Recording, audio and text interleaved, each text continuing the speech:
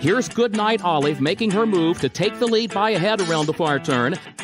Race Kane has nearly 10 lengths to make up, so does Scooby Guando, verifying the leader. Top of the stretch, Tap It Trice is coming onto the outside. Up to the mark is running late behind Master of the Seas. Set piece down the center of the course. Master of the Seas alongside Annapolis. Here's Elusive Princess coming after Maj, and Mission of Joy tries to find room between that pair. Maj has the lead. Mission of Joy second, Elusive Princess third. The champ in front. Goodnight Olive chased all the way. Tap It Trice! Tap It Trice wins the Toyota Bluegrass. Welcome in, everyone, to the Keeneland Look Ahead podcast. I'm your host, Jeremy Plonk from Horse Player Now. And if you thought this 2024 spring meet at Keeneland was going to go away quietly, it's not going to happen that way. Look at this carryover in the pick six for Thursday. $286,379 if the wager was not hit today for the second straight racing day. Nobody hit it on Sunday. Nobody had it today.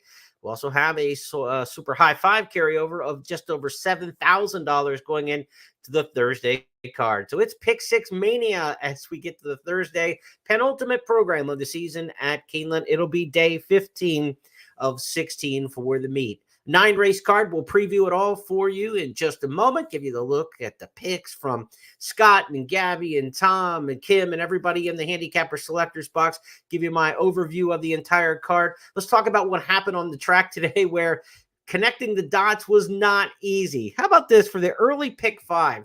$252,000. $252,000 for the early pick five on a 50-cent ticket. That tells me one ticket hit the early pick five. Unbelievable day of payoffs. Keeneland Turf Pick 3 today paid $10,000 for the $3 wager on the pick 3. So just a tremendous day for prices. I thought we were getting the Whopper. You know, we like Mint Edition last night. We talked about this one as a long shot to take a shot with on the turf. Open up a 5-6 length lead all the way around the track. Rebroke at the top of the stretch. I thought we were home at 36-1. Ended up running a very good third. Gave us a great thrill there. We did catch one of our key plays of the day at 6-1. Tiger's Legacy went in by just a pole under Joel Rosario. We said it'd be nice for him to celebrate his announcement into the Hall of Fame with a winner on the card today. And he did just that. Tiger's Legacy, nice winner for us. Not quite enough to get us over the top for the day. We just about broke even, fell a little bit short, about $1 short in terms of break even. So as we go to the final 2 days of the meet, our top selections for the meet right now sitting at about $29 plus for the meet, just under $30 up for the season. We'll see if we can close it out. We want to hit a couple winners here for sure on this upcoming Thursday card. Maybe take down the pick six. We're certainly going to be swinging for it. But I can tell you this, advanced handicapping this pick six, there are no free spaces. This is a difficult sequence. This is the kind of sequence, like if they knew it was going to be a mandatory day and they were taking entries, they put all the tough races together. They didn't know there'd be a double carryover when this card was drawn a week ago Thursday. This is a doozy in terms of trying to narrow down for the pick six. We're going to do our best tonight to try to see what we can do about putting together a ticket in that $1 pick six. As for the racing today at Keeneland, 8 different trainers won the 8 races. Wesley Ward still has a 3-win lead going into the final 2 days of racing. He's going to win the leading trainer title. It'll be his 10th title at Keeneland. He's had 9 meet titles. D. Wayne Lucas, the only trainer who's won more at Keeneland. Lucas has 16 of them in his storybook career. So Wesley Ward's got to win 6 more titles after this one to catch the old coach. As for jockey race today, Irad Ortiz added 1 victory. He was the only of the leaders in the pursuit for the leading jockey title to get a victory today. So that brought him even with Tyler Gaffalione. They both have 15. Irad and Tyler, 15 wins each with 2 days to go. Nothing today for Jose Ortiz. Tough second in one of the races. He ends up with 13 right now with 2 days to go. So he's still got a shot 2 behind, but Tyler and Irad, 15 apiece. We talked about this either last night or on a previous show about how many meet titles in a row it's been for Tyler and Saez winning here at Keeneland. They've just traded the title baton back and forth. I exaggerated, I guess, a history. My mind gets clouded or whatever like that. It's only been the last 7 meets in a row for those guys. I think I said it was like 13 or 14, but 7 meets in a row. It's either been Saez or Gaffleone. Of course, it's not going to be Saez here, but Gaffleone can continue that streak if he can push clear here in the final 2 days. Again, Jockey's Race, not a big deal, in terms of your gambling, but I think it's something interesting to follow here, and we'll see how these guys go over the final couple of days. Martin Garcia did have 2 wins today. He was the only jockey or trainer to get more than 1 victory in the program. 2 riding wins today for Martin Garcia. He picked up a win in the finale. So again, the card on Thursday, it's about the pick 6. We also have that carryover in the super high 5. Pick 6 on a 9-race card lines up this way with race number 4 kicking off the pick 6. Here's the snapshot of the program. Let's talk about how it's going to go wagering wise. First post 1 o'clock as always. 9 races puts race number 5 in the middle. That'll be the swing race between the early pick 5 and the late pick 5. Of course, the early opens in race number 1. Early pick 4 will be in the second. Keeneland Turf pick 3, again, a thing that paid $10,000 for a $3 bet today. Keeneland Turf pick 3 will be races 2, 5, and 8. We really don't get a Keeneland Turf pick 3 this early in the card. An interesting spot there. But our 3 turf races 2, 5, and 8. I've got key plays in races 2, 4, and 7 on the card. We'll talk about those as we get through the handicapping of each and every race. Late pick 5 again starts in that 5th, the swing race. Late pick 4 gets underway in race number 6. Toyota Super High 5 in the finale. $7,000, just over that. In the carryover. In terms of field sizes, if you're looking at this pick 6 and what we might expect, it goes 8 by 10 by 7 by 7, but those are not easy 7s. We'll talk about that. Then closes with 12 in the 8th and 11 in the 9th. So plenty of horses entered over the course of the pick 6. That's what, 30, 37, 47, 55 horses in the 6 races at Keeneland. This is about what you expect, right? More than 9 starters per race. A real focal point at Keeneland. The field size has always been outstanding. And in this pick 6, no exception there. But we do have a couple 7-horse fields, and that's where the public's probably going to try to narrow its thoughts. Let's go to race number 1 and get handicapping on this 9-race card. In the opener, I'm on the 6 in here, Mainline Cipher. Also the top choice in here for Gabby and Kim. Scott and Tom are going with Trapline and Conflicted. I'm going with the 6 in here. This is a maiden claiming route race. I always say with maiden claimers going long on the main track, nobody wants to be here. They just end up here, right? If you've got a good maiden, you want to run them in maiden specials. And if you've got a good maiden, they're probably fast and precocious and brilliant, and they're probably not running a mile and a 16. So maiden claimers going long. This is kind of a battle of attrition. And, it's not a very good bunch to start things out here. We've got a field of 8. It's not a strong cast. We do have 3-year-olds going against older horses, though. And we talked about that on the card today. And we got to the last race on the program, and we said take the 3 older horses in that race. The one I took ended up running a decent third. One of the other 4-year-olds going against the younger horses won the race in the finale, I think 12-14-1 to close out the program. So I still think this time of year, the older horses have an advantage over the younger horses in terms of development and, just physicality. It's early for the 3-year-olds to take on the elders, but it happens at these lower levels. And so, I think you still want to try to stick to the older horses in here. And that's why I'm going with the 6 in here, Mainline Cipher. This is a 4-year-old taking on the youngers. Safi Joseph brings this one up from Gulfstream for Ken Ramsey. Blinkers on. Look, Ramsey holds one to the end of the meet. They make a class drop. This is a horse they claim for $40,000 in January. The Ramseys like to get their pictures at Keeneland and try to win races here. It's not like it used to be. It's not like the old days for sure, but still a victory at Keeneland means something. I think they waited to the end of the meet with this one on the class drop. Bullet workout here April 19th. I think it's all systems go for the 6 Mainline Cipher in here. The 5 Surface to Air is also a 4-year-old taking on a 3-year-olds. A big class drop here as well to the lowest level of this horse's career. Ran good around 2 turns at Churchill Downs back in November. Darren Miller brings this one off the layoff. It has been a bad year for the Miller barn. Not as many starters as he once had as well. 0-14, though, overall. We remember Miller having good turf sprinters here over the years, Havelock and runners like that, that really did some good damage at Keeneland, but doesn't have the stock that he once had for Silverton Hill Farm. And, Surface to Air should fit in this spot, dropping all the way to $30,000. For True Faith is the morning line favorite at 9-5. $575,000 win star in Sienna Form purchase. Keeneland September. Second start, willing to enter in for $30,000. I like the fact that I ride Ortiz rides, obviously. I talked about this yesterday. whenever you get a big class dropper and they change jockeys up to a lesser rider. We saw it today. Brad Cox went to Concepcion and could have had one of his bigger riders on the big class dropper today that was favored and didn't run well. I kind of like to look at the jockey assignments when a horse makes a big class drop. They do keep Irad Ortiz this time to ride True Faith, so that's at least a good sign if you're on the 4 in the opener on the class drop. But True Faith is a 3-year-old, so I'm going to go with the older horses. Race number 1, let's take the 6 and 5 to get us through there into the second race. Second race on the card is going to kick off the early pick 4. It's also the turf pick 3, and this is one of my key plays on the card. Look, it's a 2-year-old maiden special weight on the turf. We don't get many of these. There's only been 5 run at Keeneland in spring meets past.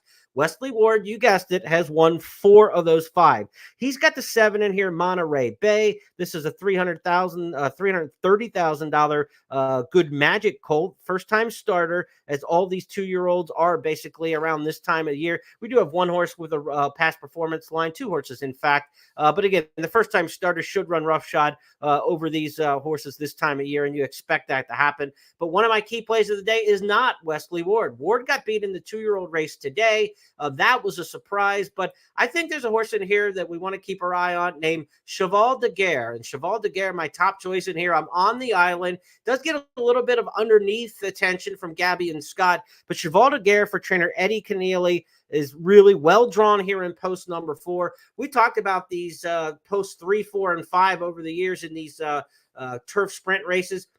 3, 4, and 5 in a full field turf sprint has a great win percentage. They account for over 40% of the victories, 41, 42% of the victories, but they only account for 25% of the field, right? They're 3 out of 12, 1/4 of the field.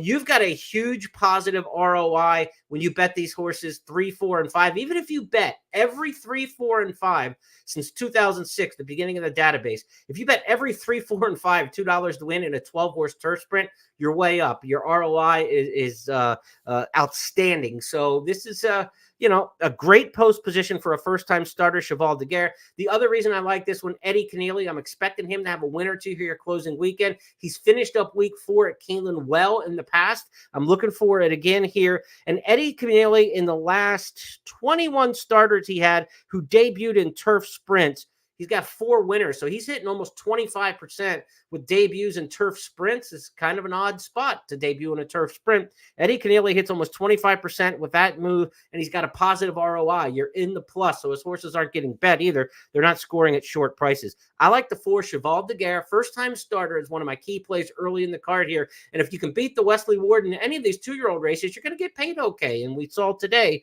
a little minor upset there. The Steve Asmussen runner. Steve's run 2 2-year-olds at the meet, and one lost by a nose, and today got the benefit of the close victory. So Cheval de Guerre, number 4 in race number 2, one of my first key plays on this card, and I think we're going to get a square price, 6 to 1 in the morning line. I think we're going to get every bit of that. This horse is going to be 5, 6 to 1, and should offer us good value. Mark Cassie's outside horse, the 12 Into Diamonds, is going to take some money in here for sure. Well-bred son of Into Mischief. You know the Ward's going to get bet, so I think we've got some value in here. I think the 7 Monterey Bay you have to respect, obviously. The 8, the Toner's interesting in here by McLean's Music. Good win early potential here. This horse has a big-time workout from the gate, and Joel Rosario rides. Rosario is the best turf sprint jockey in America, and his numbers back that up here at Keeneland. So I would not be surprised if the 8, who's 20 to 1 in the morning line, isn't part of this mix. So 4 was 7-8 with all 4 over the 7-8. I'm going to attack this race, intra-race heavily here, and get involved in race number 2. I wish this race was part of the pick 6 because this is one of the better opinions I have on the card, but it's not part of the pick 6 sequence. So that's how we see it in race number 2. Again, the first of our 3 key plays on the card. It will start the Keeneland Turf Pick 3. I'm going to use the 4 in here. I'm not going to throw the Ward horse out. I think in the Turf Pick 3 for a $3 play, you're probably smart in here to use both 4 and 7 if you're playing the Keeneland Turf Pick 3. But if you want to be bold and single, you're not going to get an argument from me in this particular spot. I just wouldn't single the favorite. I would single the horse that we like at the better price. Race number 3 next up. It's a claimer, $75,000 purse for these open $50,000 claimers. We don't get a lot of open $50,000 and up claimers here at Keeneland in the spring. This is a high dollar level. Sometimes you'll see races like 30,000 non-winners at 2, 50,000 non-winners at 2. I'm talking open claimers, which means there's no condition for a lifetime. No non-winners at 2, no non-winners at 3. These are just horses who are elders. They're probably through their allowance conditions. They've already won a 1 other than, a 2 other than, that sort of thing like that. Open claiming races like this, we don't get many of. Only 15 of them in the spring meet at 50,000 or up since we went back to dirt in 2015 here in the spring. Fairgrounds horses have won 8 of the 15. They have always matched up really well here in the upper level claiming races. It was the same even back in the Polytrack era, as I recall it. There's only one horse in this race who comes in from the Fairgrounds. That's the 6, Taiwanaku. So Taiwanaku is going to be my top choice in this particular spot, not just because of the Fairgrounds angle in here, but this is a horse who's got good early speed. My own 16th races, I don't want to be coming from too far out of it. You want to be up into the mix. I think the 5, Segui's got a little bit of pace. The 2 would be the other potential speed in the 6-horse field, but they take the blinkers off, and this horse leaves the synthetic. So going to dirt with blinkers off, the 2 might not show as much speed as the past performances previously show. So I look at this as just the 5 and the 6 is the only speed in this race. So I like that. Short field, give Edgar Morales a chance to maybe clock him up front. This is a son of both Tappet, obviously a superstar, and Daisy Divine. She was a great turf mare here at Keeneland. She earned $1 million, won the Jenny Wiley. Daisy Divine, flat-out runner.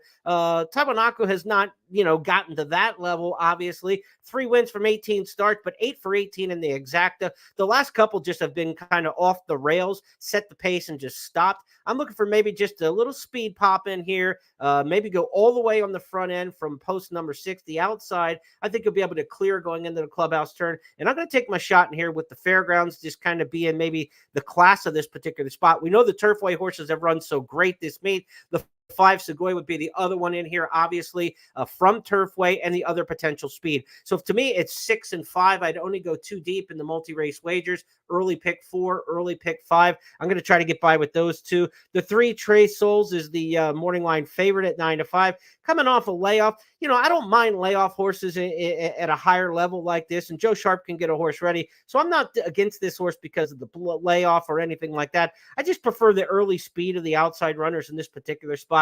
And Justify the Sire, again, he had 1 win earlier this meet on the dirt. Most of his success has come on the turf so far at Keeneland. So, I'm not sure if Trace Souls likes this track at Keeneland. The one particular start here ran 6 beaten 22 lengths. Worst race on the form was the race here at Keeneland. So I'm going to make Trace Souls as a morning line favorite. Prove it to me at Keeneland before taking a short price on that. 2 deep in here, 6 and 5. Good value, I think. An exacta box with the 6 and 5. And again, in multi-race wagers, let's go with those 2 in race number 3. That brings us to the 4th race on the card, and that's where the carryover pick 6 is going to begin here. Races 4 through 9 on the 9-race program comprise the pick 6. Again, $286,379 in the carryover for the pick 6. And race number 4 is also one of my key plays on the card. We're going to try to come up with a little bit of a little action in this race with Burlane, the 8. This is a horse who I have got a form cycle move. And when I talk about form cycles, sometimes if you've been watching every night, thank you for that. The audiences have been great throughout the course of this meet, growing year to year, and I appreciate it. I like to repeat some of these handicapping angles because it's not the same folks every single night. And also to reiterate how important they are. But form cycle is the pattern that a horse is running. So if it's your first race of your career, first race after a break, after a layoff coming back in, maybe what you do when you switch from turf to dirt or switch distances, what that form cycle looks like, where are you at in that process? Burlane number 8 in this upcoming race number 4 is in a good spot in the form cycle because this horse comes back on short rest, right? Ran earlier this meet, April 5th, if you got your past performances out. Ran here opening week at Keeneland, ran 5th in a decent effort against tougher company. Now drops in class, comes back from April 5th to the 25th. It's only 20 days. And you say, wow, that's a quick turnaround. Go back and look at this horse's effort between February 2nd and February 15th. On just 13 days rest, this horse ran a dynamite race at Fairgrounds against allowance horses going a mile. We're going 6 furlongs against claimers in this particular spot. Form cycle repeating here, running back on short rest. That's what we're talking about in this particular horse's form cycle. When this horse runs back on short rest, we got a big effort last time. I'm hoping we get that again for Burlane in race number 4. That's why it's my second key play of the day. And it kicks off the pick 6 with, I think, a strong angle in here. Burlane top pick for Gabby and also him. Tells me maybe we're not going to get the 6-1 in the morning line. But again, I like this horse quite a bit, as much as any horse on the program, really. So if we get down to, 5-2, 3-1, I'm still okay with that. Smart with Heart, top choice in here for Tom and Scott. They're both going with this one coming out of a turf race at Fairgrounds back in January. Another one switching surfaces in here to the 6 furlong claiming sprint. Non-winners, a 2 lifetime race in here. As far as the horses who have the best maiden wins on paper, it's not a clear-cut case. Maybe the 2 Little Sass, that $40,000 maiden claimer at Horseshoe Indianapolis, arguably that race, or the $30,000 race for the 4 Riviere. So those might be the horses coming out of the best maiden races on paper, the best maiden victories that they had. The 2 Little Sass is my second choice in here, and does get Lasix for the first time for a capable barn in Larry Demert. Doesn't have many horses, but he's won some races over the years, and he's by Palace Malice, or she's by Palace Malice. Plenty of precautions, plenty of speed in the pedigree there, obviously. And this horse does have some ability to break out of the gate. So Little Sass, the 2, could be fresh and ran well here over the track. Those are the ones I like underneath. But 8, the top choice in here. Give me the 2 and the 5 underneath. Solid play on the 8. Look, it's the pick 6. You might not want to start a pick 6 out with a single. I get that, but you've got a single somewhere, or else tickets get very expensive. Even at the $1 minimum, where it is here at Keeneland, you're not going to go 3, 4, 5 deep in every race in a pick 6. You're going to have to single somewhere. And as I like to tell people, when you're playing multi-race wagers, please take the emotion out of it. Just don't think about like how it'll be so disappointing to be out after the first leg. Like if you get to the 5th leg and you get knocked out, it's going to suck a lot worse than if you get knocked out early, right? I mean, there's nothing more disappointing than being alive for a big score and losing the last race. So if you're going to lose, it doesn't matter where you lose. 4 out of 6, 5 out of 6, it's going to pay the same. You're not going to hit the 6 out of 6 unless you get all 6. So just because if your strongest opinion shows up in the first leg of the pick 6, don't be afraid to single. You've got to play to your convictions and got to play to your opinions on what you think these horses are capable of doing. For me, the strongest opinion I have in the pick 6 is in race number 4, Berlane. So if I'm playing the pick 6, rip the Band-Aid off, baby. We are playing and we're singling in the opening leg. And if we can get by here, now we've got more budget and combinations to play in the other races. If we lose, look, there's a very good chance 99% of tickets in this pick 6 are going to lose. That's how it's going to pay box cars. That's how it always works in the pick 6. 99% of the time you're going to lose anyway when you're playing these pick 6s. You're trying to hit the big score. If you lose in the first, or you lose in the 3rd leg or the 5th leg or the 6th leg, it's all the same. So we're going to take our shot in there in race number 4 with Berlane. That's our top choice. To the 5th race we go next. Again, this is the keystone race of the card, the one that swings to the opening pick 5 and the late pick 5. Also, second leg of the Keeneland Turf pick 3. We recommended 2 deep, maybe a single in race number 2. So as you get to the second leg of the Keeneland Turf pick 3, how many might you need in here? And if you're playing the pick 6, how many might you need?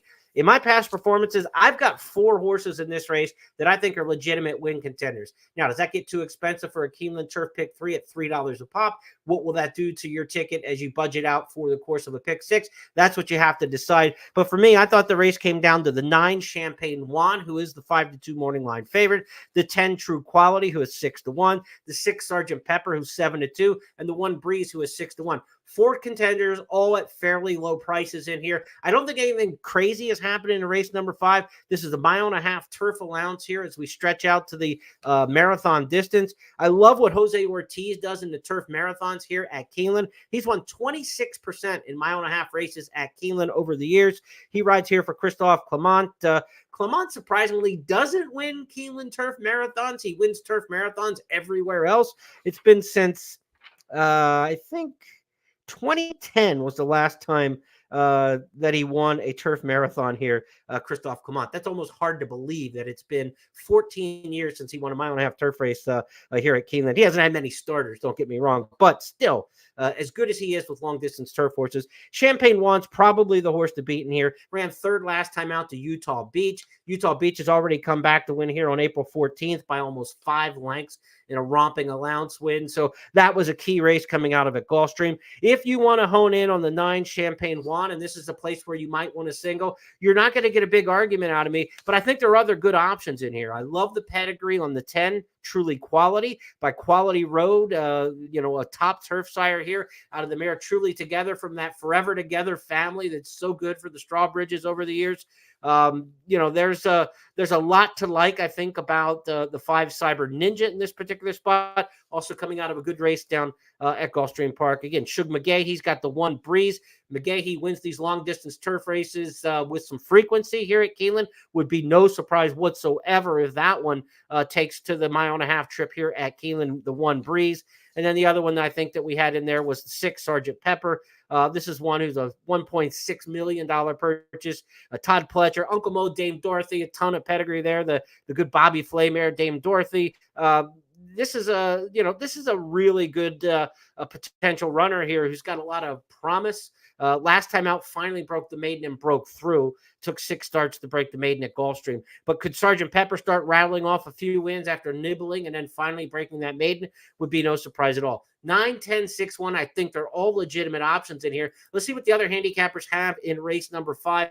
Again, this is the key race for the pick 4s, the pick 5s, and in the pick 6. I've got Champagne Juan on top. Gabby's got Champagne Juan, but others take some options in here. In fact, I gave you 4 horses, and 2 of which are picked on top by my cohorts that I didn't even list. The 2 Better Bet and the 5 Cyber Ninja. So this race might be even more difficult and tougher than I'm giving it credit for. If you have to make a tough decision in terms of singling, I would single Champagne Juan if I had to single just one, because I love that race that he's coming out of. Again, that Utah Beach race is very strong, getting beat a half length by a horse who's already come back here to win by almost 5 at the meet. And you get Ortiz riding long on the turf here in these 1.5-mile races, and the percentages say he's as good as it gets in this particular situation. So Champagne Juan, if you have to cut, that would be the way to do it. But for me, I think this race could go at least 4 deep, 9, 10, 6, and 1. And again, 2 and 5 also get some love across the handicapper selectors box. Wish I could, pare it down a little more for you. But again, if you had to take just one, I guess it would be Champagne Juan. Let's go to the 6th race next up on the card. This is going to start the late pick 4. Late pick 4 here, beginner, is a starter allowance going 1 mile and a 16th on the main track. Starter allowance races are usually fairly formful. We're not looking for big-time prices in these particular spots.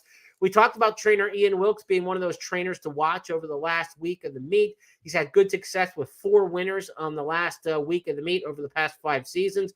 That's, I think, 4th or 5th most of any trainer. And Wilkes doesn't start a ton of horses, so he saved some for late in the meet here. He's had a pretty good meet at Keeneland already. He almost popped the 36-1 shot for us wire to wire today. Boy, I wish we could have got that one home. But he's got Dr. Kringle on this spot. You're not getting 36-1 this time. This horse is 5-2, but the last race was a stinker, no doubt about it. So I don't know if you want to take 5-2 on a horse who got beat and ran 10th last time.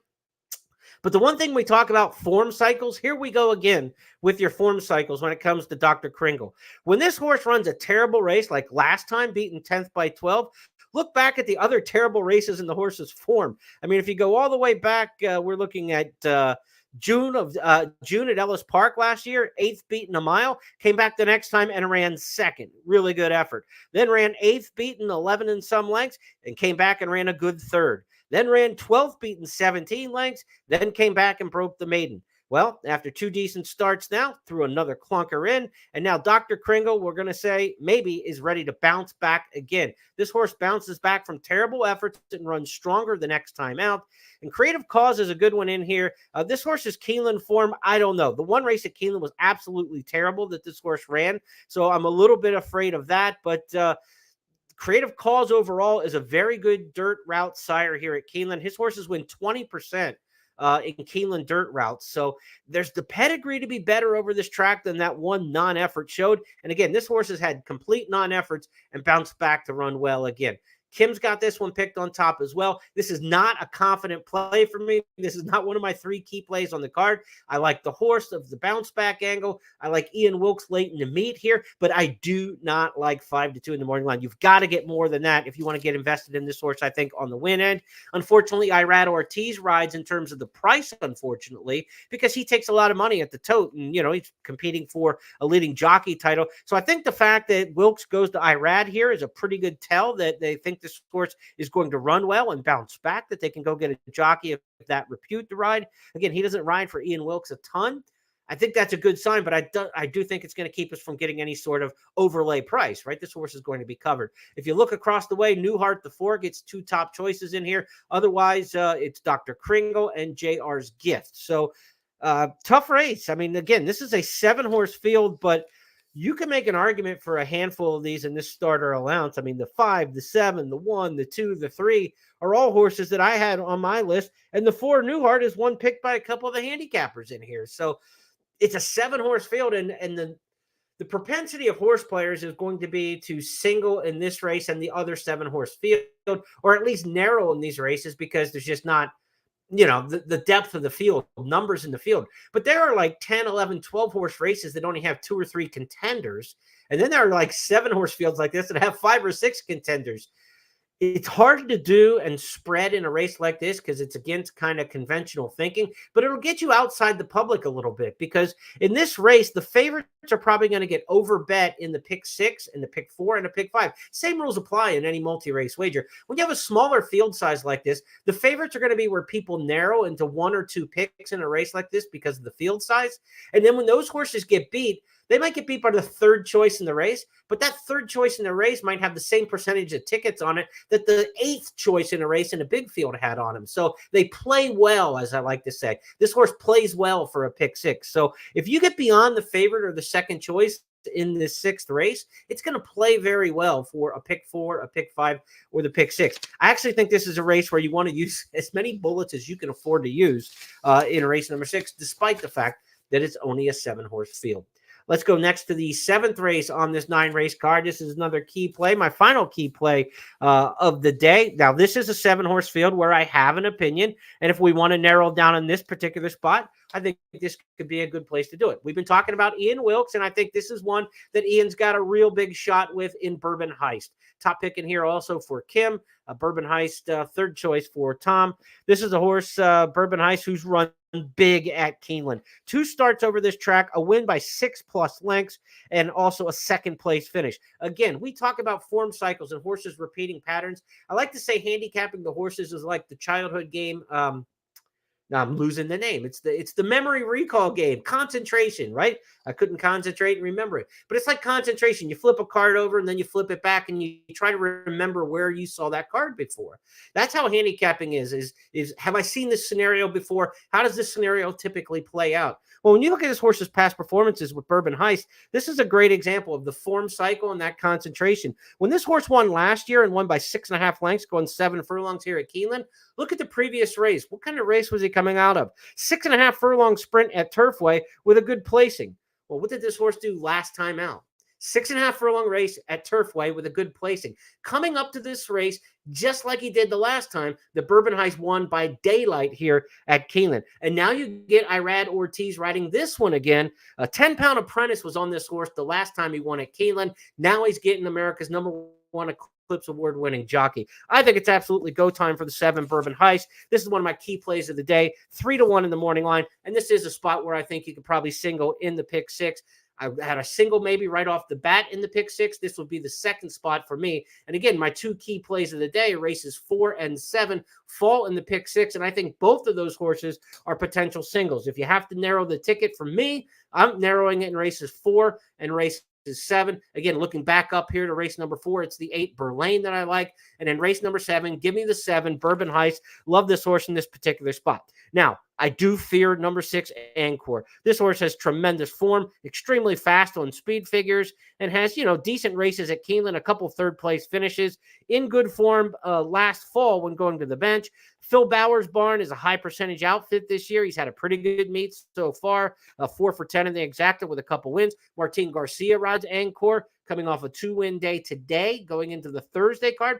A lot to like about that particular runner, but I think you got to go through these 2 horses in this particular spot. Iron Clover, my 3rd choice, but Iron Clover, to me, I don't think is going to beat these 2 top runners in this particular spot. Does come out of a really fast race at Fairgrounds last time against Mr. Wireless, who's a stakes kind of horse. But Iron Clover, for me, is not just a pure sprinter. This is a horse, I think, probably more of a miler type by looking at Lucky. But the Forest Wildcat on the bottom might make Iron Clover a better sprinter over time. I'm going to take a shot against that one. It's Brad Cox and Florent Drew, but I just like the 7 and 6 a lot more. I would single in here, being bold with the 7, but if you wanted to go too deep and use Encore, I would certainly understand that. To me, they're 3-1 and 9-5. Depends how much money gets bet on the Cox horse in here, the 3. Maybe you could get an exacta box with the 7-6 in this particular spot. But I want win money on the 7. I want to try to maybe hook up some daily doubles. Because like we told you, when you talk about daily double bets, again, a point that we want to make is, with the daily doubles versus an exacta, in this 7th race, we've got a 7-horse field, and we like Bourbon Heist, who's, 3-1 in the morning line. An exacta in a 7-horse field is probably not going to pay that much. There's only 42 possible combinations the race can come in. 7 horses can win times 6 who can run second. So 42 different combinations in the field. If you look at a daily double in this spot with Bourbon Heist, if you like that runner, instead of playing the exacta in race number 7, you want to look to the daily double, because the 8th race on the card has 12 entries. So how many times or how many combinations are there in the daily double? Well, if you take 7 horses in the first leg, 12 in the second leg, that's 7 times 12. That's 84. So we're going from 42 combinations in the exacta to 84 combinations in the daily double. The daily double has a much better chance of paying better and more than it should versus the exacta, because remember, the losing tickets pay the winning tickets. That's the way parimutuel works. So look at your card, assess where your plays might be. This is what the look ahead's all about. I'm staying away probably from an exacta in race number 7, and I'm looking towards the daily double races 7 to race 8. And with the daily doubles this meet at Keeneland, of course, 15% takeout, that reduced takeout. You're even getting the better part of an exacta versus a daily double. You're saving 7-8 points right there by playing the daily double than playing the exacta. And you're getting the better math working for you in terms of the losers paying the winners. So the right play in this race, in race number 7, is Bourbon Heist to win, and then work a daily double to race number 8. Again, as part of my key plays on the card. 8th race comes up next. It's the final leg of the Keeneland Turf Pick 3.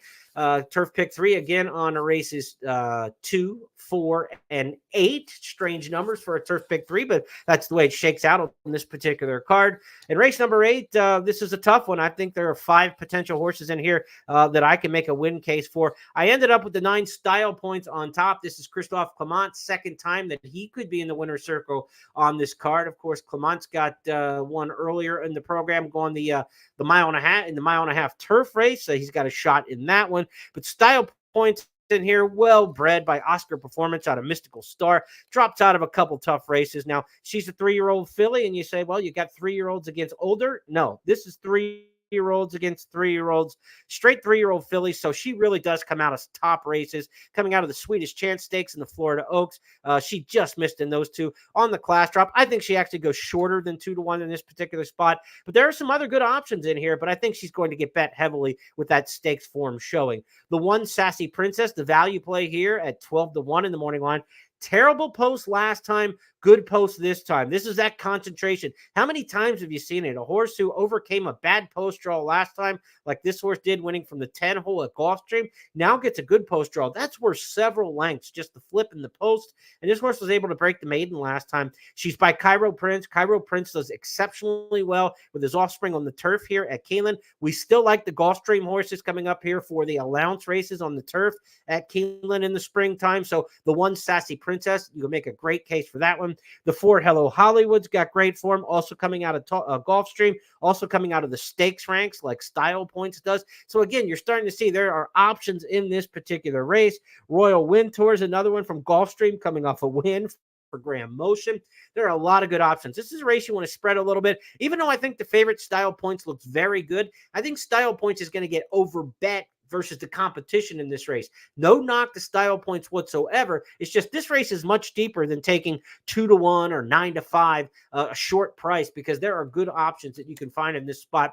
Tarnina, the 11th one I've got in there as well. Brad Cox trains this one. No chance last time behind a slow pace at Fairgrounds, and still won handily. I mean, this is a very impressive race by the 11 last time, and I didn't have room to put that one in my top 3. 9, 1, 4, 5, 11. I think there are 5 different options you can take in this 8th race. And then you still got to beat Chad Brown and Tyler Gaffalione with the 8th Sacred Image. So it's a tough race when you're 5 deep and you don't have Brown and Gaffalione. I just think there are better options than that one coming off the 2 races at Tampa Bay Downs. Great race, great betting race. If you're playing the daily doubles from Bourbon Heist in race number 7, get some coverage here in race number 8. Try to connect a nice daily double. Bourbon Heist in the 7 and the 7th. to several horses that have a chance in here, at least 3 or 4 of them in your daily double considerations for race number 8. To the 9th and final we go. The Toyota Super High 5 is this race, 7,021. If you don't play the Super High 5, it's like a trifecta plus 2, a superfecta plus 1. You got to hit the top 5 finishers in order in the race. So good luck if you're playing the Super High 5 with a carryover of $7,000 going into the nightcap. Here's the way the handicappers have it lined up. I'm going with the first-time starter down on the inside, Day Dawning. Scott's also on that runner. Second place pick in here for Tom and also Kim. So a lot of love to the first-timer in here, Day Dawning. A couple bullet workouts for high percentage trainer Jonathan Thomas. He's not having the year in 2024 that he's had in recent years coming into this season, but we know that his barn can get hot and put up big numbers. John Velasquez rides here. Good sign.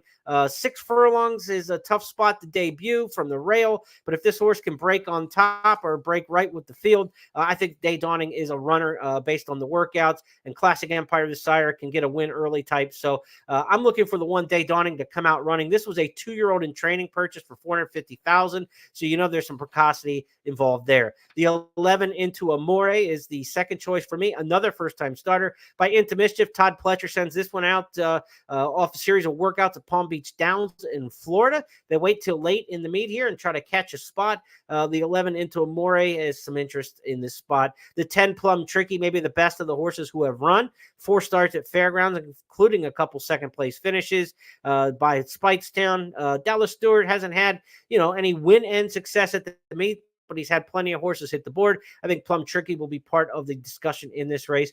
Not a super strong opinion, but I can't really get too deep in here and be digging and digging and digging. Maybe the 7 Dial Home one to consider. We've been chasing Ian Wilkes throughout the card. If we get to the last race and the 7 Dial Home is sitting on the tote at a big number, maybe you take a shot at that one under Joe Talamo, but it's been a rough year in 2024 for Talamo with just 4 victories on the campaign to this point. A tough turf weight and into Keeneland meet for Talamo. So I didn't take that one in the mix, but I do respect the shot of the Ian Wilkes horses throughout the card. If the 7 Dial Home's a big number, don't be afraid to throw that one in somewhere in your consideration. But I'll go Day Dawning and Into Amore.